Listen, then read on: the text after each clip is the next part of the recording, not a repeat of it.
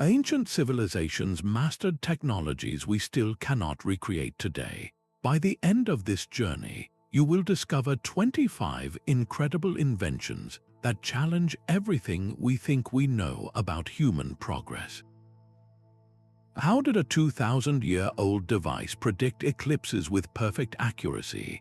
And why did a self-healing concrete formula vanish for centuries? What does it truly mean when an entire library of human knowledge disappears without a trace? This idea that progress only moves forward is a comforting story, but history tells a far more complex and humbling tale.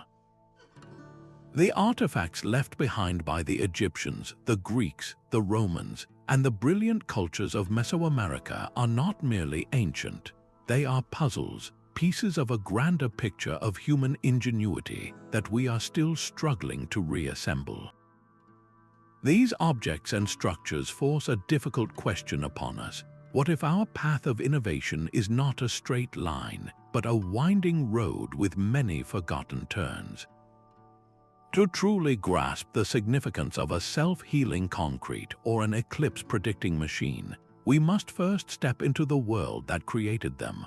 We need to see the challenges they faced, the beliefs that guided them, and the societal collapses or simple shifts in tradition that could cause such profound knowledge to simply fade from memory. This context transforms a curious object from a museum piece into a profound message from the past, a testament to a cycle of creation and loss that has repeated itself across the centuries.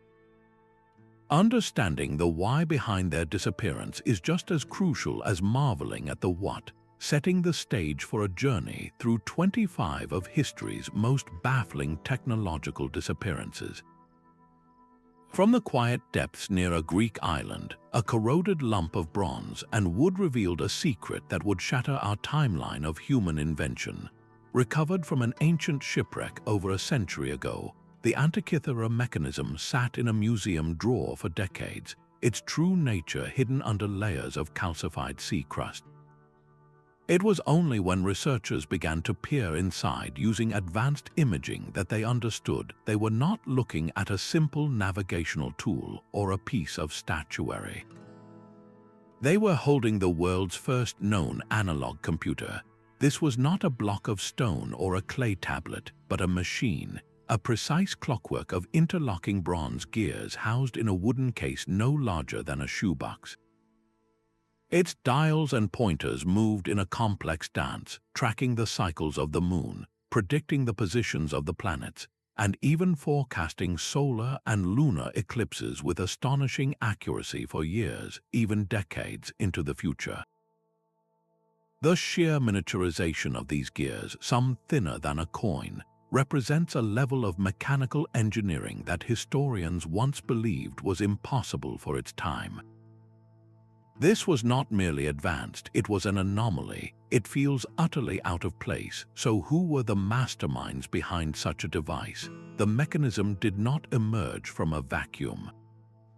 It hints at a whole school of scientific thought, a workshop of brilliant philosophers and artisans who understood the cosmos as a mechanical system, something that could be modeled and predicted with gears and cogs.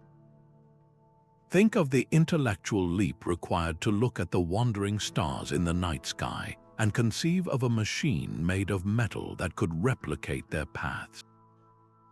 This was a fusion of astronomy, mathematics, and craftsmanship that seems to belong to a later age, and then it was gone.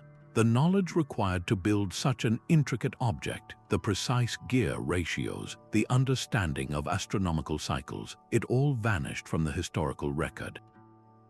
The mechanism we have is a lone survivor, a single, intricate message in a bottle from a ship that sank, taking with it the context of its own creation. Similar levels of mechanical sophistication would not reappear in European clockwork until the cathedral clocks of the 14th century, more than 1,000 years later. Its very existence forces a humbling question. How many other schools of thought, other paths of technological development, have been lost to us completely? leaving behind only a single, cryptic clue like the Antikythera Mechanism. The same sense of profound loss echoes from the grandest Roman monuments. While the Antikythera Mechanism was a secret hidden in a box, Rome's technological marvel was its concrete, a material displayed for all the world to see in structures that have defied time itself. The Pantheon's immense dome, still the world's largest unreinforced concrete dome nearly 2,000 years after it was built, stands as a silent challenge to our own modern construction. It has weathered earthquakes, invasions, and the slow decay of centuries. Meanwhile, many of our own concrete bridges and buildings require constant repair, often showing significant wear after just 50 years. The difference is not in the scale of the ambition, but in the secret locked within the Roman recipe. Modern concrete is a relatively simple mix, but Roman engineers created something far more sophisticated. Their formula included a special ingredient, a volcanic ash known as pozzolana, which they often mixed with lime and seawater. This combination triggered a remarkable chemical process. As this ancient concrete ages, tiny cracks inevitably form, just as they do in our own structures. But when water seeps into these Roman cracks, it reacts with the leftover volcanic material, forming new crystalline structures that effectively fill the gaps. The concrete does not just resist damage, it actively heals itself. It is as if the material is alive, constantly regenerating to maintain its strength. For decades, modern scientists could not replicate this self-healing property. They knew the ingredients, but not the precise ratios or the exact mixing and curing conditions the Romans used. The knowledge was not written down in a single, comprehensive manual. It was a craft passed from master builders to their apprentices over generations. This living chain of expertise was shattered by the empire's slow decline and eventual collapse. The workshops closed, the masters found no new students, and the formula for a material that could last millennia was forgotten.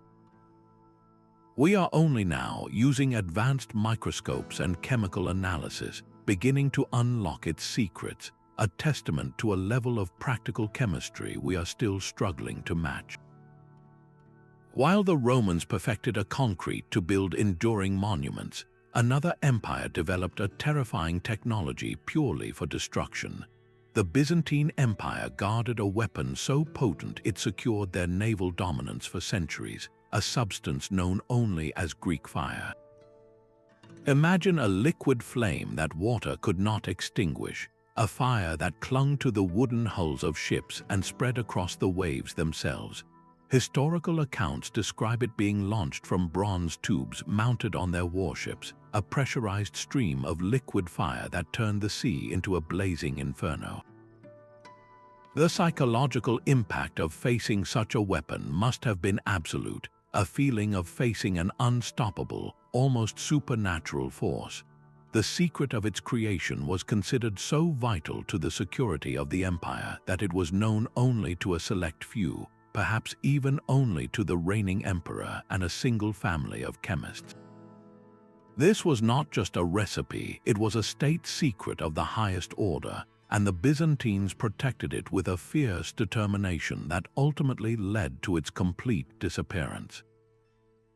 We are left with only theories about what it contained. Some suggest a base of crude petroleum or naphtha, mixed with other substances like quicklime, which ignites upon contact with water, or perhaps even resin or sulfur to make it sticky and help it cling to its targets. Modern scientists have attempted to recreate it based on these descriptions, but no mixture has ever fully replicated the terrifying properties described in the historical records, a flame that could not be put out and that seemed to burn on the surface of the water itself. The loss of this formula represents more than just a missing weapon.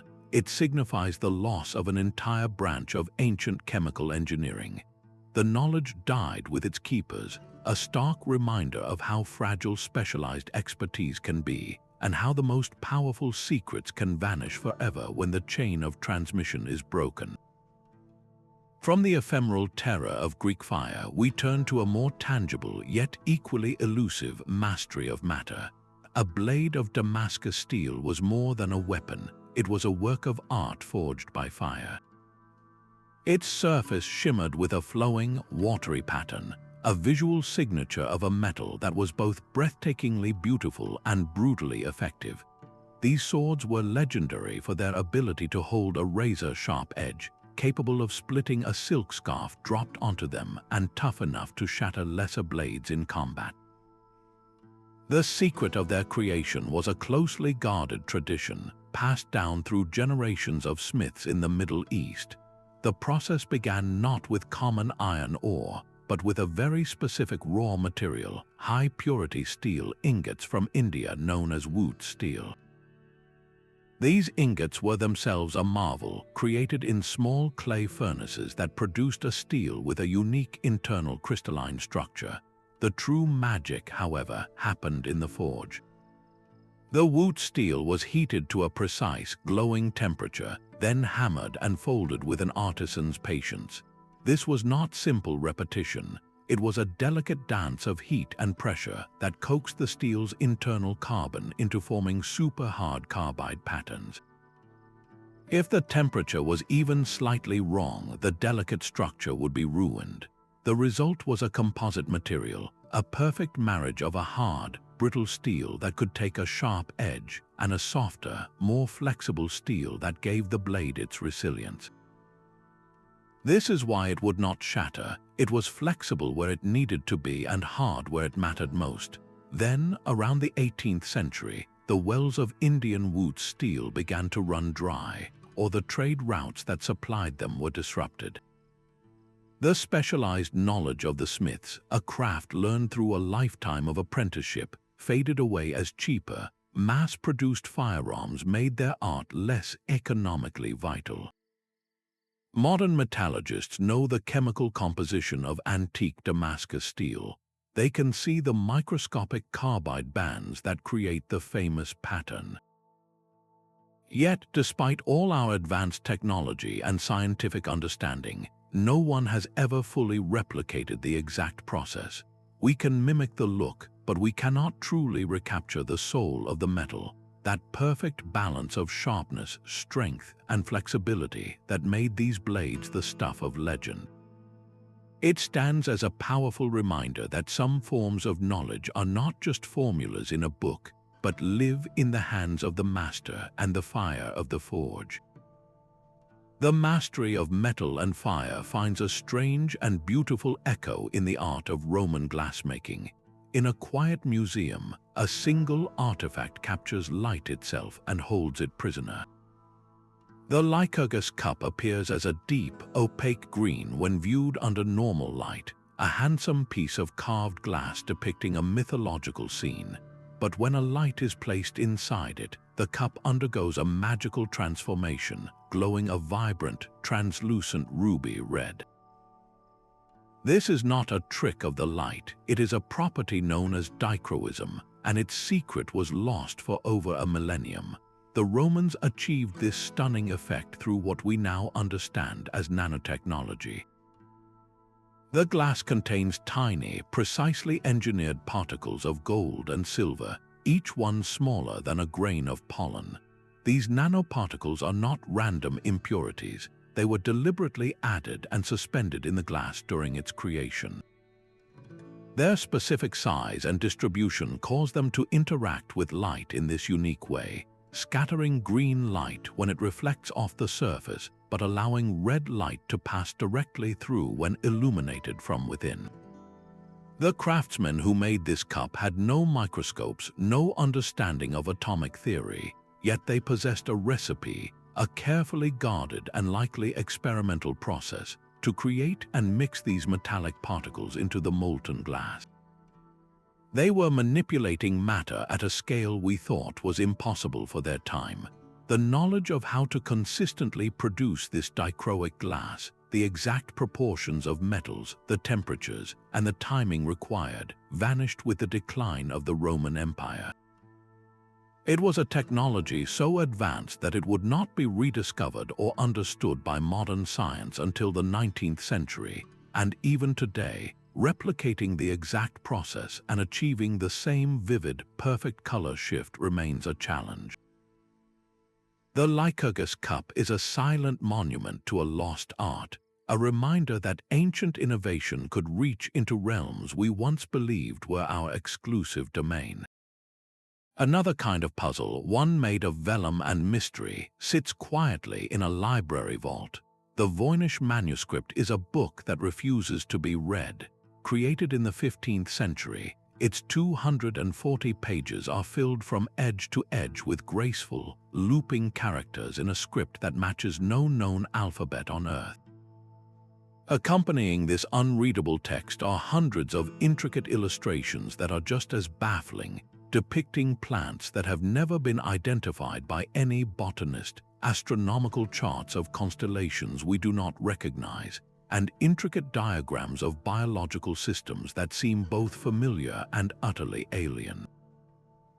This is not a simple journal or a common herbal guide. It is a dense volume of information that someone clearly went to great lengths to compile and preserve, yet its message is completely locked away from us.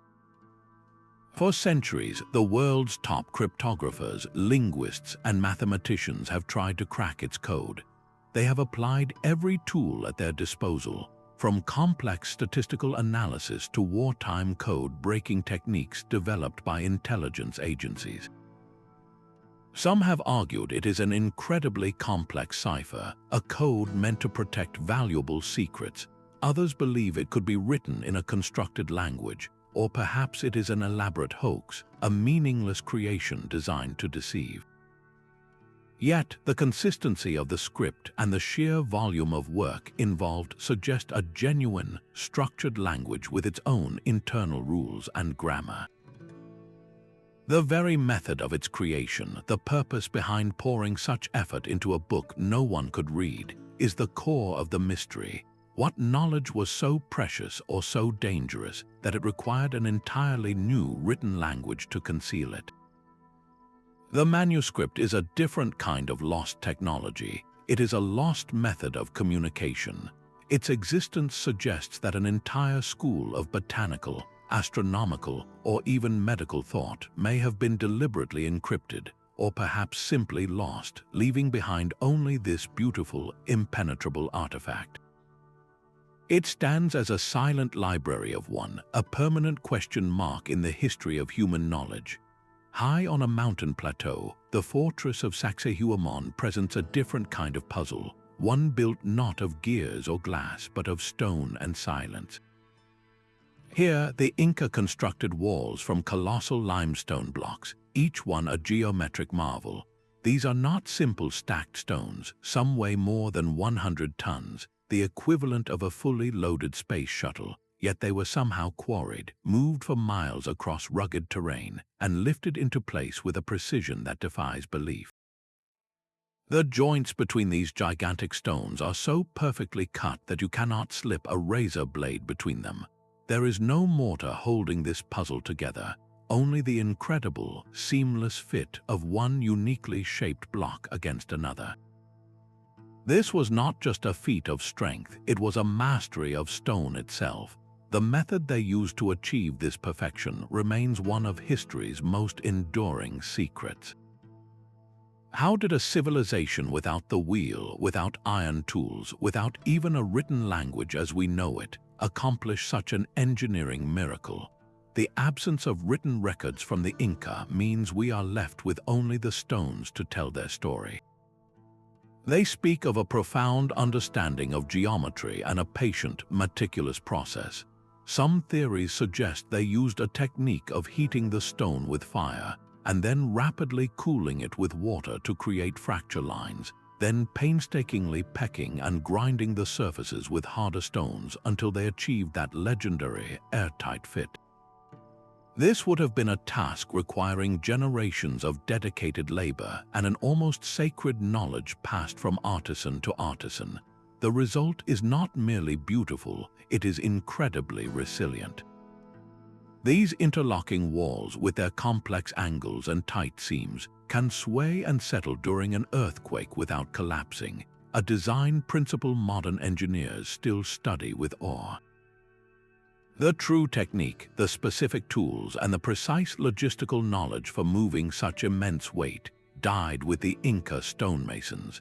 Their silent, monumental walls stand as a testament to a form of technological genius that was not written in books, but carved directly into the bones of the earth.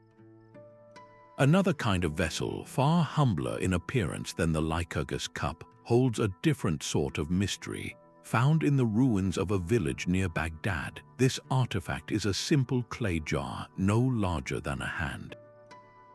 Inside, a copper cylinder surrounds an iron rod, sealed at the top with an asphalt plug. On its own, it is just a curious collection of mundane materials. But when the jar is filled with an acidic liquid, something remarkable happens. Vinegar or grape juice would complete a simple chemical reaction, creating a small but measurable electric current. This object, known as the Baghdad Battery, suggests a startling possibility that ancient Mesopotamian artisans may have harnessed the principles of electrochemistry nearly 2,000 years before scientists like Volta and Galvani officially documented the phenomenon.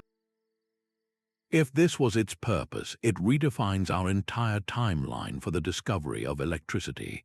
The true enigma is not the object itself, but the silence that surrounds it. What practical use could such a faint current have served in the ancient world? Some researchers propose it was used for electroplating, perhaps to deposit a thin layer of gold or silver onto other metal objects, a process that would have seemed like magic to onlookers. Others suggest a more mystical application. Perhaps the mild shock was used in ceremonial practices related to healing or spiritual awakening. Without any written records or clear archaeological context, its intended function remains a profound question mark. The knowledge of how to create it, and more importantly, the understanding of why one would want to, has been completely erased. This small jar is not a complex machine like the Antikythera Mechanism, but its simplicity makes its disappearance even more haunting.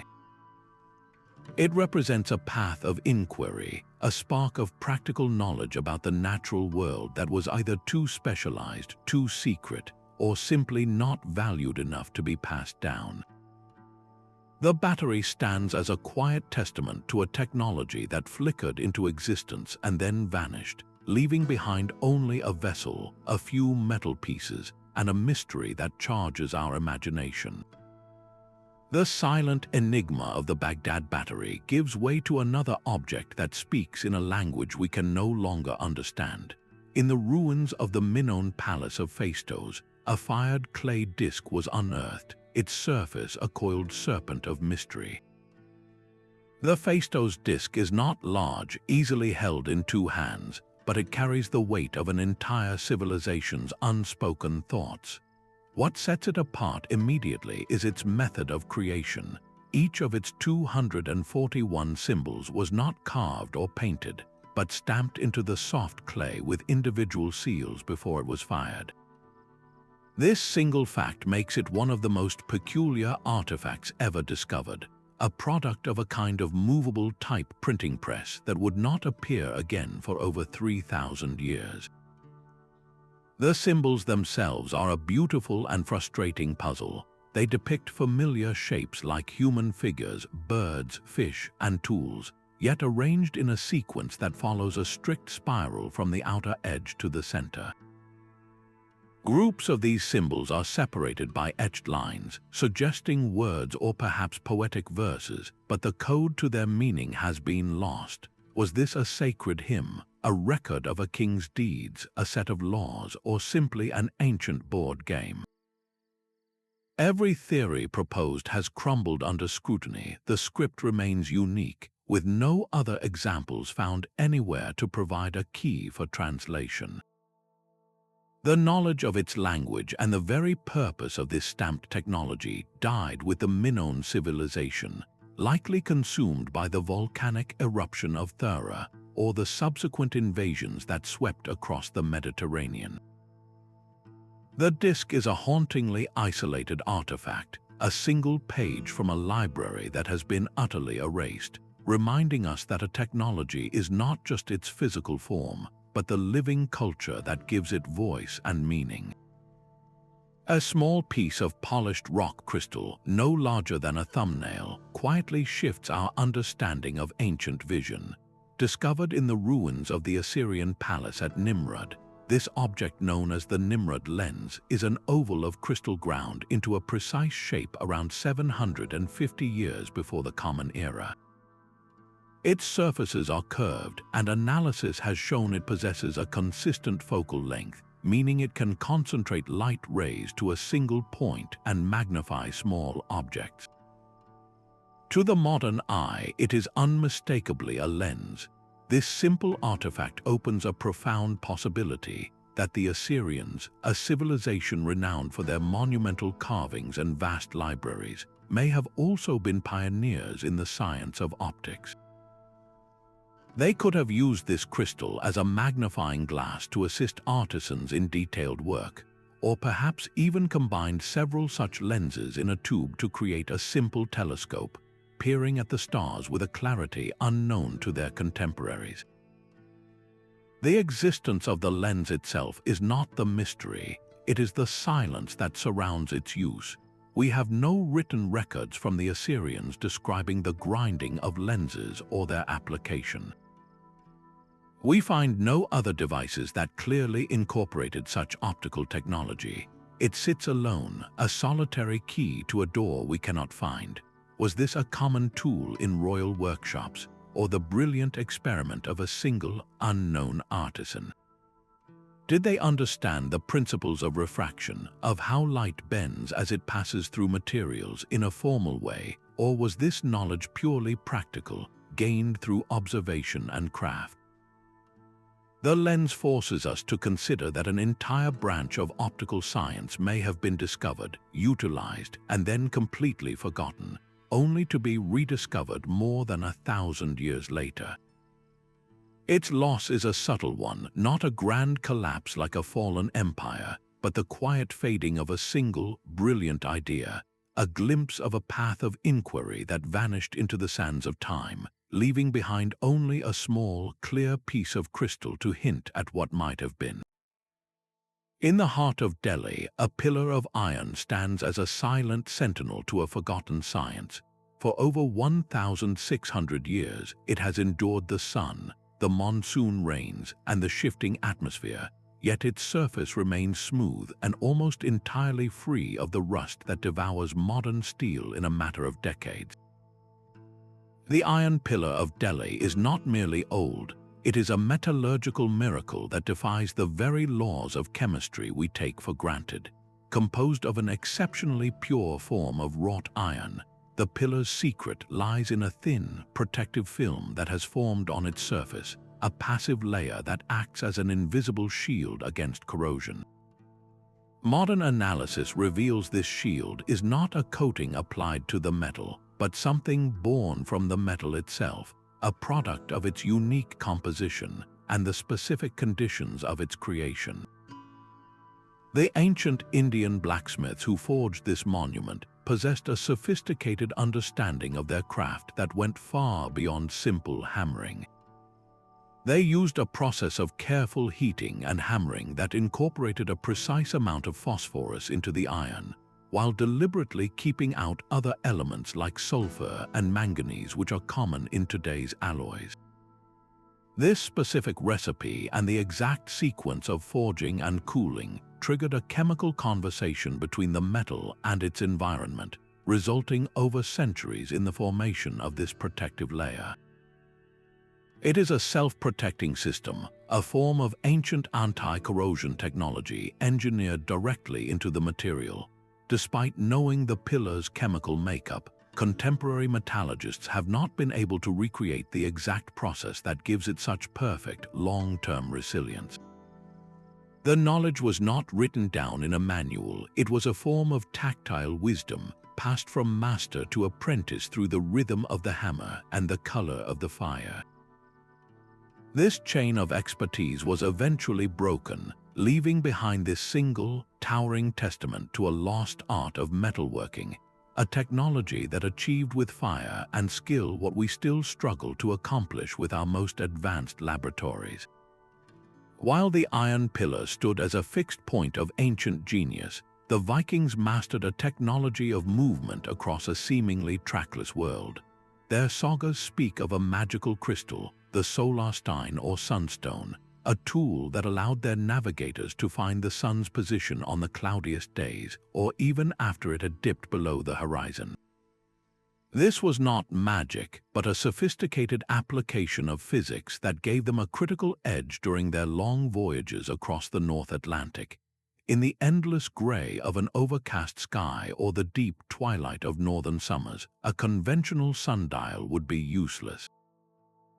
But with a sunstone, a skilled navigator could still pinpoint the sun's location with remarkable accuracy, holding the key to their westward expansion to Iceland, Greenland, and even the shores of North America. The leading candidate for this legendary stone is a transparent crystal known as Iceland spar, a form of calcite that possesses a unique property called birefringence. When you look through this crystal, light splits into two separate beams, creating a double image. The Vikings discovered that by rotating the stone and looking toward the sky, even through thick cloud cover, they could find the angle where these two images aligned in brightness. This alignment would directly point toward the hidden sun, revealing its position like an invisible compass in the sky. The true mystery, however, is not the material itself, but the lost method of its use. How exactly did a navigator hold the stone? What sequence of rotations and observations did they follow? And how did they translate that visual information into a reliable course across thousands of miles of open ocean? This was a tactile, experiential knowledge passed down from master to apprentice on the decks of their longships, a skill as vital as steering or sailing itself. As Viking expansion slowed and their methods were replaced by the magnetic compass, this profound understanding of light and crystal simply faded from memory. The sunstone represents a different kind of loss, the disappearance of a technique so deeply embedded in a specific way of life that when that life changed, the knowledge evaporated, leaving behind only a legendary name in a saga and a crystal whose full potential we are still striving to relearn. Far to the east, in the court of the Han dynasty, a different kind of detection was taking shape. In the year 132, the brilliant inventor Zhang Heng presented the emperor with a device that seemed to border on prophecy, a bronze vessel known as a seismoscope. Its exterior was a work of art adorned with 8 dragon heads, each gazing outward in a cardinal direction. Below each dragon crouched a corresponding bronze toad, its mouth open in anticipation. The purpose of this beautiful machine was to do what no human could, to feel the subtle tremors of a distant earthquake and point the way. According to historical records, when a quake occurred hundreds of miles away, a delicate internal mechanism would be triggered. One of the dragons would release a heavy bronze ball from its jaws, and the clang as it landed in the toad's mouth would announce not just the event, but its direction. The court officials were said to be skeptical until one day, a dragon released its ball with no noticeable tremor felt in the capital. Days later, a messenger arrived from a distant province reporting a major earthquake, precisely from the direction the dragon had indicated. The device had sensed what human senses could not, the true genius of Zhang Heng's seismoscope, and the very thing we have lost was hidden inside that bronze vessel. We know it likely used an ingenious inverted pendulum system, a suspended mass that would remain still while the world moved around it, tripping a lever to release the ball in the correct dragon. But the precise arrangement, the exact sensitivity of the mechanism, the secret to its calibration, all of this has vanished. modern engineers and historians have proposed numerous theories and built many replicas, yet none have matched the reliability and accuracy described in the ancient texts. This was not merely a scientific instrument, it was a masterpiece of integrated design where art, mechanics, and a deep understanding of the natural world converged into a single, silent sentinel. Its loss is a profound reminder that an idea can be far more fragile than the bronze that houses it. Deep within the Temple of Hathor at Dendera, a stone relief carved into a wall presents a mystery that flickers between myth and machine. The scene is unmistakable to a modern eye. It shows two figures holding aloft a large, glass-like bulb, inside of which a snake stretches the entire length, its head pointed toward one end. A cable, clearly depicted, runs from the base of this bulb to a box upon which a kneeling god rests his hands. To those who see it today, the resemblance to a primitive light bulb is startling. The mainstream interpretation from Egyptology is that this is a symbolic representation, a depiction of a creation myth involving a serpent emerging from a lotus flower, an image of divine power and rebirth. Yet the visual parallels are so direct that an alternative theory persists. Could this be a literal illustration of a lost form of ancient electrical technology? If it is, then the knowledge of how the Egyptians generated a current, what material they used for a filament, and how they contained the reaction within a bulb has been erased without a trace. The silence surrounding this possibility is absolute. No wires, no batteries, no generators have been found in the archaeological record to support the idea of a widespread electrical grid. Perhaps the answer lies not in a binary choice between myth and machine, but in a more complex understanding. Maybe the priests of Hathor were using the most advanced technological metaphor available to them, the awe-inspiring phenomenon of contained light, to describe a spiritual concept that was otherwise indescribable.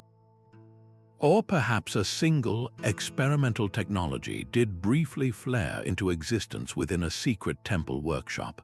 A brilliant secret so closely guarded that when the last priest who understood it passed, the light went out for good, leaving only this cryptic carving on a wall to haunt our imagination.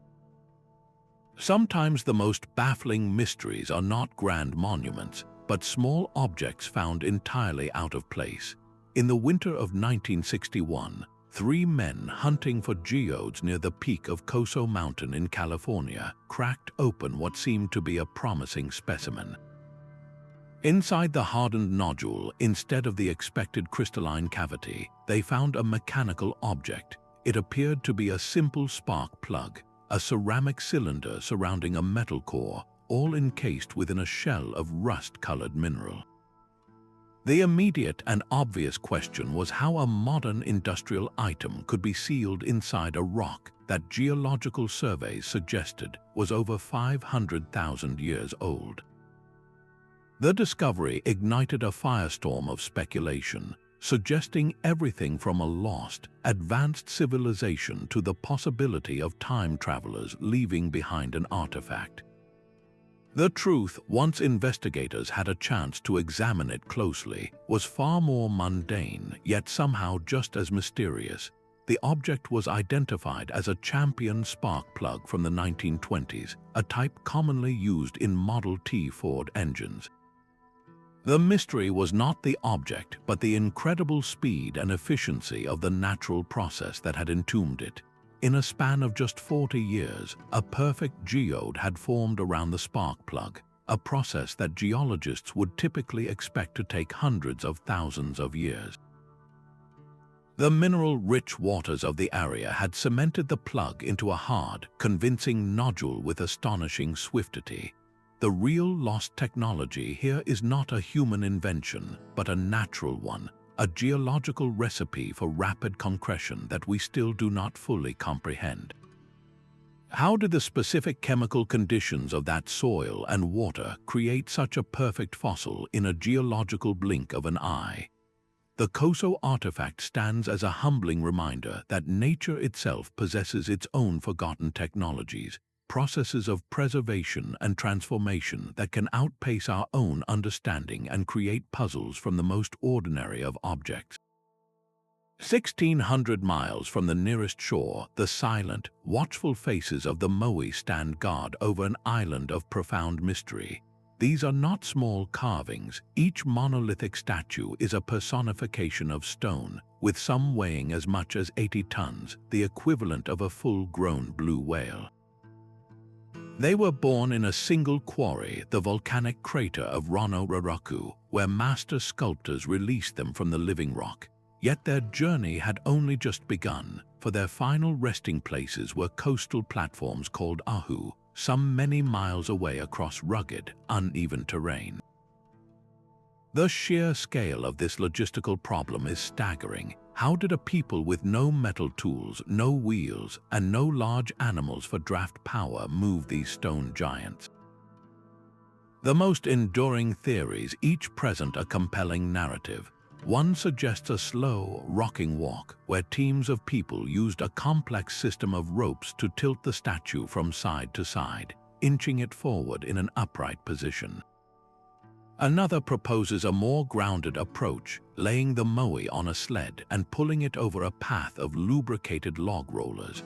Yet, despite modern experiments and computer simulations, no single method has proven itself conclusively as the one true technique.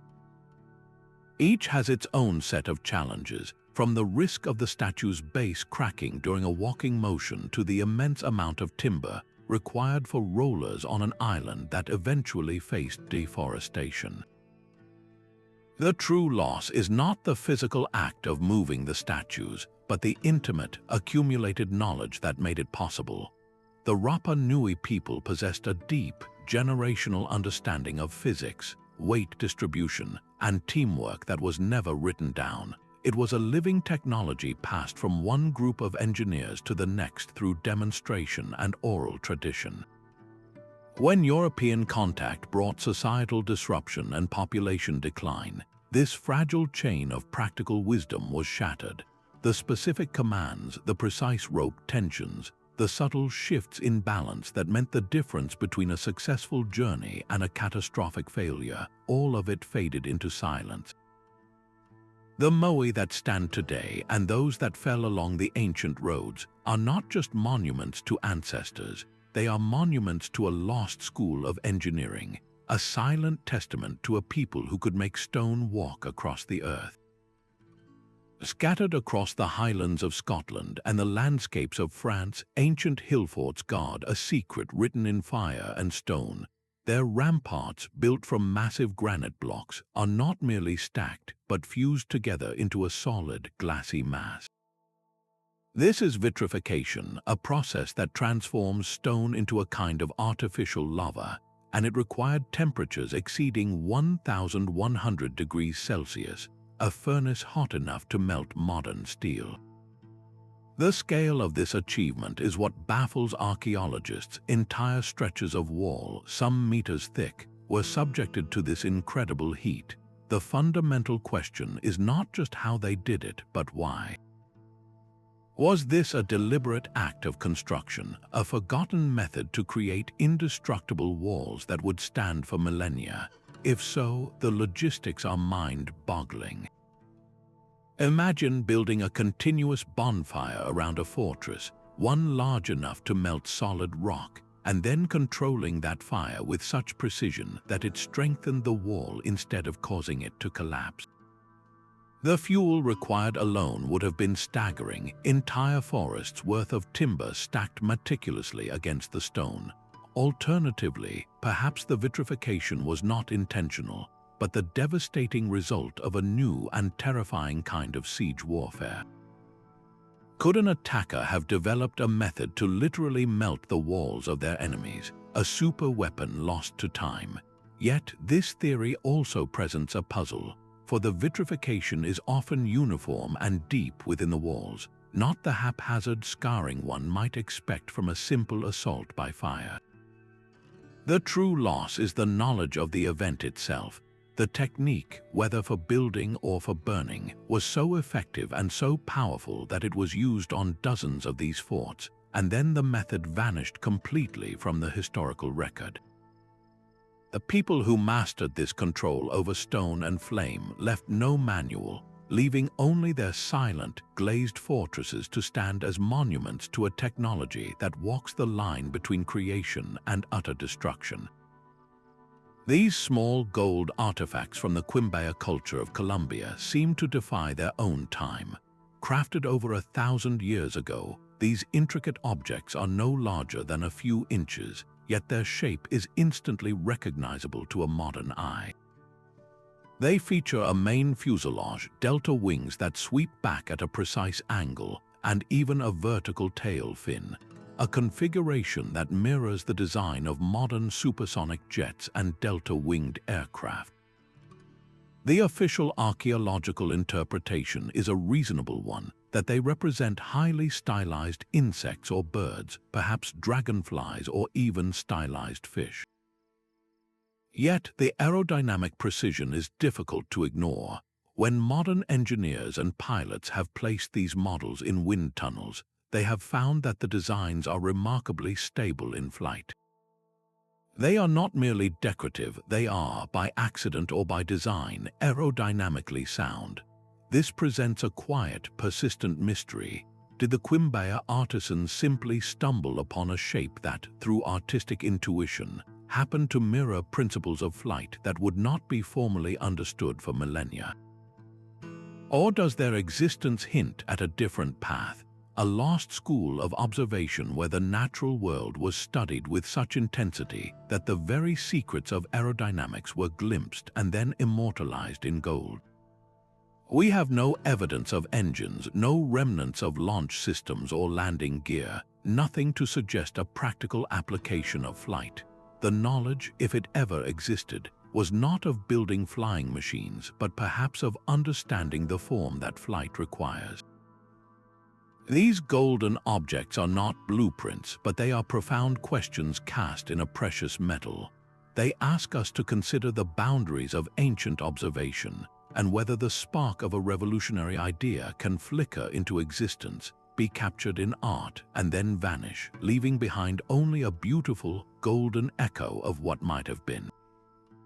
Deep in the jungles of Costa Rica, hundreds of stone spheres rest as if abandoned by giants, ranging from the size of a melon to colossal orbs over 6 feet in diameter. These granite balls are so perfectly round and smoothly polished that they defy their own ancient origins. Crafted by the Dikwis culture over 1,000 years ago, their creation is a masterclass in lost technique. The Dikwis people possessed no metal tools, no advanced measuring devices we would recognize, and yet they achieved a level of geometric precision that seems to belong to a different age entirely. How does a culture using only stone hammers and simple abrasives transform a raw, jagged boulder into a sphere of such mathematical purity? The process would have been one of immense patience and profound skill. Artisans likely heated the granite surface with fire, then used water to create small fractures, slowly pecking away the stone bit by bit. The final stages would have involved endless hours of grinding and polishing with sand and harder stones, a ritual of abrasion until the surface felt like glass beneath the hand. But the true secret, the knowledge that allowed them to maintain that perfect curvature across the entire form without modern calipers or templates, has vanished completely. The purpose of these enigmatic spheres is an even deeper mystery. Were they astronomical markers aligned to track celestial events? Did they serve as territorial symbols for powerful chiefs, their size and number reflecting status and authority? Or were they placed in sacred patterns, their arrangement holding a spiritual meaning we can no longer decipher? The Spanish conquest of the region shattered the Dikwis world, and with it, the living chain of knowledge that understood both the how and the why of these stones was irrevocably broken. The spheres were rolled away from their original sites by settlers, used as curious lawn ornaments, their original context erased forever. they stand now as silent, polished sentinels, a testament to a culture that could shape the very earth into perfect forms, yet could not preserve the meaning of their own magnificent work. Nestled within the sands of an Egyptian tomb, a small wooden bird waited for its story to be told. Known as the Saqqara bird, this artifact from 2,000 years ago is a simple, elegant carving that seems to flutter on the edge of a profound secret. To the casual observer, it might be a child's toy or a ceremonial offering, a stylized representation of a falcon in flight. But its design tells a more complex story, one that speaks to an intuitive grasp of principles that would not be formally understood for millennia. The bird's wings are not merely decorative, they are precisely angled and contoured, a design that mirrors the airfoil cross-section of a modern aircraft wing. This is the key to its mystery. The shape is inherently aerodynamic, built to generate lift as it moves through the air. When modern aviation experts built scaled-up replicas and launched them, they found the Saqqara bird did not simply fall to the ground, it soared. It flew, a silent wooden glider demonstrating a stability and grace that feels utterly out of place in its time. This single object forces a difficult and fascinating question. Was this the result of pure artistic chance, a form that happened to align with the physics of flight through a sculptor's intuition? Or does it represent something more, the ghost of a lost path of inquiry? Could it be a model, a scaled-down reference for a larger craft that was never built, or perhaps one that was, but constructed from materials like papyrus and wood that returned to the dust? The silence that surrounds the Saqqara bird is as profound as its flight. We have no Egyptian hieroglyphs describing wind tunnel tests, no tomb paintings showing the launch of great gliders. The knowledge, if it ever existed as a formal science, was not written down in any record we have found. It may have been a craft secret, an understanding of the wind and air passed from master boat builders to their apprentices, who saw how a sail could do more than just catch the wind, how it could truly fly. This possibility suggests a different kind of loss, not the collapse of a grand technology, but the quiet fading of a brilliant spark of observation. The principles of flight the bird embodies were discovered, utilized in a limited way, and then forgotten, waiting in a dark tomb for a new age of aviation to finally understand its message. The silent chemistry of the battlefield can be as decisive as any sword or siege engine. In the ancient city of Dura-Europos, a Roman outpost on the edge of the empire, archaeologists uncovered a scene frozen in time, a grim tableau from a Sasanian assault in the 3rd century.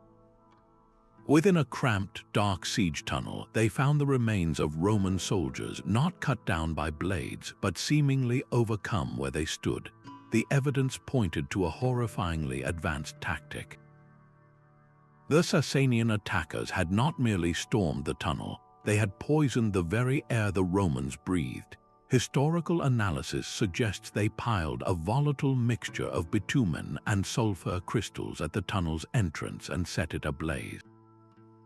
When these substances burn together, they create a dense, toxic cloud containing sulfur dioxide, a gas that is lethal when inhaled in a confined space. The Roman soldiers, trapped in the underground passage, would have had no warning and no escape. This was not a crude fire, it was a calculated act of chemical warfare, demonstrating a chillingly precise understanding of how different materials could be weaponized. The knowledge required went beyond simple pyrotechnics. It was an applied form of toxicology, a grim science of creating and deploying a weapon that attacked the lungs instead of the body's armor. Yet, after this brutal and effective siege, the specific recipes for such agents, the ideal ratios of ingredients, and the tactical doctrines for their use on other battlefields seem to have vanished from the historical record. This form of combat did not become a standard part of military arsenals for centuries to come. Its brief, terrifying appearance and subsequent disappearance highlight how a technology, even one of such destructive power, can be a fleeting spark, lost when the specific circumstances and the masters of its dark art fade from memory. Even the most celebrated wonders can vanish without a single stone left to prove their existence. The Hanging Gardens of Babylon represent a paradox, a technological marvel described in vivid detail by ancient historians, yet completely absent from the archaeological record. These were not merely rows of plants, but a man-made mountain of greenery, a series of ascending terraces built in the heart of a flat, arid desert. Ancient texts describe a stunning spectacle, an artificial ecosystem so vast and lush that it seemed to float above the plains, a cascade of trees, vines, and exotic flowers sustained against all logic. The central mystery is not their beauty, but their very lifeblood, water. How could the engineers of Babylon possibly have lifted the immense volumes of water required to the very top of this structure, perhaps 75 feet high, in an age without electric pumps? The system must have been a masterpiece of hydraulic engineering, a constant, reliable circulation of water from the Euphrates River to the highest garden terrace. Historians speculate it relied on some form of continuous mechanical lift, perhaps a grand version of Archimedes' screw, a spiral conduit within a cylinder that men would turn to push water upward. Or maybe it was a chain pump, a loop of buckets mounted on a rotating belt, powered by the labor of workers walking on a treadmill, a technology known to exist in other ancient cultures. The sheer scale, however, is what baffles the modern mind. This was not a small garden fountain. It was an entire river redirected skyward, a feat that would have required immense bronze or wooden machinery, precise gear systems, and an army of dedicated operators working in shifts day and night. The knowledge of its exact design, the specific gear ratios, the timber treatments to prevent rot, and the management of water pressure across such a height, all of it evaporated from history. The gardens themselves may have been a casualty of conquest or the slow shift of political power, but the loss of their engineering principles is a deeper tragedy. It was a technology of life, turning a desert into a paradise, and its disappearance left a void in our understanding of just how ambitious ancient urban planning could truly be. High on the arid plains of southern Peru, the earth itself holds a message written on a colossal scale. The Nazca lines are not structures you can touch or enter. They are geoglyphs, immense designs carved directly into the desert floor by the careful removal of the dark, sun-baked surface stones to reveal the lighter-colored earth beneath. From the ground, these lines seem like little more than wandering pathways, shallow grooves in the dust. It is only from the vantage point of the sky that their true, breathtaking forms are revealed. They stretch for miles across the pampa, depicting a hummingbird with a beak as long as a football field, a spider with a perfectly proportioned body, a monkey with an intricately coiled tail, and vast, razor-straight lines that run unerringly to the horizon. This is the core of the mystery, a people who created an art gallery for the gods, or perhaps for the sky itself, yet who seemingly had no way to view their own masterpieces in their entirety. How did the Nazca culture, nearly 2,000 years ago, achieve such staggering precision in scale and alignment without the ability to fly? The technology they lost was not a physical tool, but a method, a sophisticated system of large-scale surveying and geometric projection that has left no manual behind. One compelling theory suggests they used a system of scaling up from small models. A master artist could have first designed the figure on a small cloth or a prepared plot of earth. Teams of workers could then have transferred this design to the desert using a simple but effective grid system, enlarging each square of the master design into a corresponding, much larger square marked out with stakes and ropes on the ground. This would explain the proportions, but not the breathtakingly straight lines that march for miles without deviating. For that, they may have used a form of celestial alignment, sighting on the rising or setting sun or key stars to establish their long, perfect trajectories. The knowledge required was a blend of art, astronomy, and communal effort, a shared understanding of how to translate a vision into a landscape. The purpose of these lines is another layer of the lost knowledge.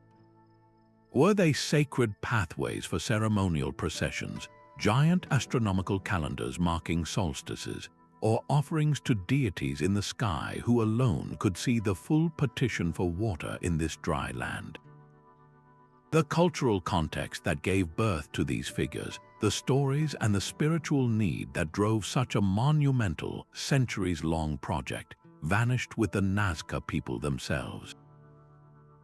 The lines remain a technology of faith and form, a message we can now see from the air but can no longer truly read. The shimmering legend of a lost metal once adorned the very walls of Atlantis. Plato himself wrote of orichalcum, a substance that gleamed with a fiery red light and was prized above all but gold, a metal that seemed to carry the very soul of a mythical civilization. For centuries, it was dismissed as pure fantasy, a poetic metaphor for the glory of a city that never was. Yet the sea, that great keeper of secrets, offered a tantalizing clue. In a shipwreck off the coast of Sicily, divers recovered a handful of strange metal ingots, their surfaces aged by 2.5 millennia under the waves. When scientists analyzed them, they found something remarkable. This was not a simple copper or bronze, but a sophisticated alloy of copper, zinc, and charcoal, with traces of nickel and lead. It was a form of brass, but one created through a method far more complex than anything known from that era. The process, known as cementation, did not involve simply mixing molten metals. Instead, it required heating copper together with a specific zinc ore called smithsonite in a sealed crucible. As the mixture was heated, zinc vapor would be released from the ore and slowly seep into the copper, transforming it from the inside out. This was a delicate alchemy, a dance of temperature and timing. Too much heat and the zinc would boil away entirely, too little and the metals would never properly bond. The result, however, was a metal that could be polished to a brilliant, gold-like shine, resistant to tarnishing and incredibly strong. The specific recipe, the exact proportions of ore to copper, the type of charcoal used, and the precise temperature curve maintained for hours or even days in an ancient furnace, this was the true secret of orichalcum. This knowledge was not written down in a formula, but lived in the experience of the smelter, in the color of the flame and the feel of the crucible. When that chain of practical mastery was broken, the legendary metal faded from the world, leaving behind only sunken ingots and a ghost of a story, a tangible echo of a technology that turned myth into metal. Perhaps the most poetic of all lost technologies is the one that promised to defy the darkness of the grave itself. Ancient writers and medieval chroniclers alike told of a strange phenomenon discovered when long-sealed tombs were opened, lamps that still flickered with a soft, unwavering flame, having burned without any apparent fuel for centuries. These were the legendary eternal lamps, a mystery that lives at the very edge of history and myth. The accounts are persistent and widespread, suggesting a deep cultural memory or perhaps a genuine yet fleeting technological achievement. The Roman writer Plutarch described a lamp that burned above the door of a temple for centuries, its flame never dying. In the early medieval period, stories circulated of a lamp found in the tomb of Cicero's daughter, still alight after 1,500 years. If we take these reports at face value, even for a moment, they force a staggering question. What kind of power source could possibly sustain a light for generations, let alone for millennia, without being replenished? Modern science offers a few speculative answers, each one a glimpse into a possible forgotten path. One theory points to a low-level chemical reaction, perhaps involving a phosphorescent material or a slow-burning wick fed by a reservoir of a specially prepared oil that resisted evaporation. Another, more tantalizing idea suggests a form of primitive electroluminescence, where a self-contained chemical battery, similar in principle to the Baghdad battery, could have powered a faint, sustained glow. The most enduring theory involves the element phosphorus, which can glow with an eerie light under the right conditions, a phenomenon that would have seemed nothing short of miraculous to those who discovered it. Yet no such lamp has ever been found in a modern archaeological context. The secret, if it ever existed, was not merely a recipe for a strange oil or a particular crystal. It was the underlying principle, the understanding of how to create a closed energy system, a loop of perpetual light. The knowledge of its making would represent a complete departure from our own understanding of power, which is always based on consumption and eventual exhaustion.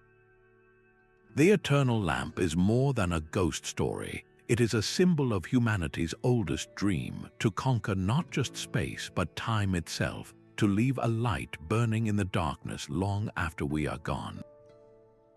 Its loss is the ultimate silence, leaving us to wonder if the flame was ever truly lit, or if it only ever burned in the boundless imagination of the ages. Each of these vanished marvels, from self-healing concrete to skyward gardens, carries a shared and humbling lesson. They are not isolated curiosities, but individual threads in a larger tapestry depicting the delicate nature of human knowledge itself. Our journey through these 25 wonders reveals a pattern far more profound than any single invention, a recurring cycle of brilliant discovery and heartbreaking loss. We often picture human history as a steady, upward march from simple tools to complex machines, a story of constant accumulation where each generation builds securely upon the last. Yet the evidence left by these ancient civilizations paints a very different picture, one of a winding path with many forgotten forks and abandoned trails. An entire library of technical skill, a lifetime of master craftsmanship, or a school of scientific thought can be erased by a single conquest, a shift in climate, or even just the quiet closing of a workshop when an apprentice is not found. The knowledge that built the Pantheon or forged a Damascus blade was not stored in a digital cloud. It lived in the hands, the eyes, and the practiced intuition of individuals. When that living chain was broken, the technology died with them, no matter how advanced it was. This pattern directly challenges our modern sense of superiority. It suggests that our ancestors, often viewed as primitive, possessed deep, practical understandings of chemistry, physics, and engineering that we are only now, with our electron microscopes and supercomputers, beginning to decipher. In some cases, like the perfect corrosion resistance of the Delhi pillar, we are still struggling to match their achievements even with our most advanced materials science. This is not to say they were more intelligent than we are, but that their intelligence was directed differently, honed by generations of patient observation and tactile experience. They solved problems with the materials and the mental models available to them, and in doing so, they found solutions that we have since forgotten. The true legacy of these lost technologies, then, is not just a list of puzzles to be solved. It is a permanent reminder of the fragility of our own collective wisdom. It asks us to consider what essential knowledge we ourselves might be one societal stumble away from losing forever, and what messages we are leaving for the future that might one day seem just as mysterious and brilliant as a glowing cup or a walking stone giant. From the intricate gears of the Antikythera Mechanism to the unyielding strength of Roman concrete, These 25 lost technologies stand as humbling monuments to both human ingenuity and its profound vulnerability. They are not merely a collection of curious artifacts, but a powerful testament to a forgotten truth about progress itself. Our journey reveals that history is filled with silent chapters, entire libraries of knowledge that were closed long before we even knew they existed. We often stand atop our modern world, confident in our technological peak, yet that peak is built upon a foundation with countless missing stones. Each vanished marvel, from the self-healing concrete to the skyward gardens, represents a different path not taken, a solution to a problem that we have had to rediscover, or in some cases, have failed to match entirely. This exploration serves as a crucial reminder for our own era, a call to be mindful stewards of the knowledge we hold today. How do we ensure that our own digital libraries, our complex scientific formulas, and our intricate craft traditions do not one day become the next great mystery for a future civilization to ponder? What other profound secrets do you believe are still buried in the earth or lost to the depths of the sea, waiting for their story to be told? Share your thoughts in the comments below, and if you have enjoyed this journey into the mysteries of our past, be sure to subscribe for more explorations into the wonders we have forgotten.